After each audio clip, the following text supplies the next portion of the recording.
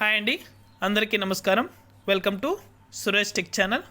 AP రాష్ట్ర వ్యాప్తంగా రైతుల ఖాతాలో 15,000 రూపాయల డబ్బులు అనేది కూడా నేరుగా రైతుల యొక్క బ్యాంకు ఖాతాలకు కూడా జమ చేస్తున్నారు. అలాగే ఈ పథకం కింద ఈ రైతుల ఖాతాలో మాత్రమే ఈ డబ్బులు అనేది కూడా జమ అవడం జరుగుతుంది. మొదటగా ఈ రైతులకు డబ్బులు అనేది కూడా ఇలా చేసిన వెంటనే వారి యొక్క ఖాతాలో జమ చేస్తామని అయితే ఏపీ రాష్ట్ర ప్రభుత్వం అయితే తెలిపింది. పూర్తి వివరాలు అనేది కూడా ఈ వీడియోలోకి వెళ్ళి మనం తెలుసుకుందాం.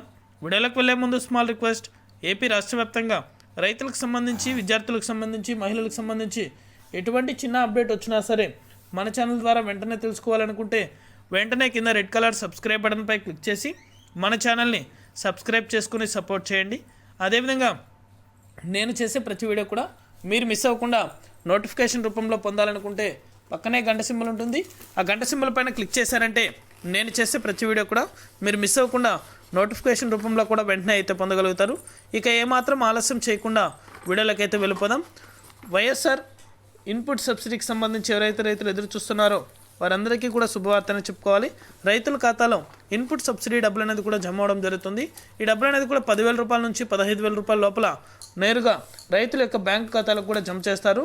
మొదటగా అయితే ఇన్పుట్ సబ్సిడీ అంటే ఎవరైతే రైతులు పంట వేసి, అంటే వరి పంట వేసి నష్టపోయిన రైతులు ఎవరైతే ఉన్నారో వారి యొక్క ఖాతాలో నష్టపరిహారం కింద ఈ డబ్బులు అనేది కూడా ఎకరానికి ఇంత అనేసని డబ్బులు అనేది కూడా రైతుల యొక్క బ్యాంకు ఖాతాలకు కూడా ఏపీ రాష్ట్ర ప్రభుత్వం జమ చేస్తుంది.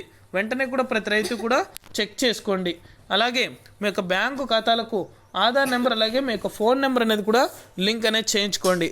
అలా చేసుకున్న రైతుల ఖాతాలో మాత్రమే ఇన్పుట్ సబ్సిడీకి సంబంధించి డబ్బులు అనేది కూడా వారికి బ్యాంక్ ఖాతాలకు అయితే జమ అవడం జరుగుతుంది. చాలామంది అయితే నిర్లక్ష్యం చేస్తున్నారు.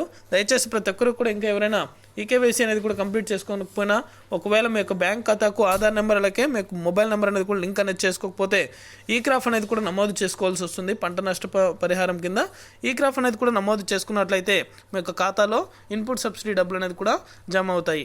ఇది అప్డేట్. వీడియో నచ్చితే ప్రతి ఒక్కరు లైక్ చేయండి.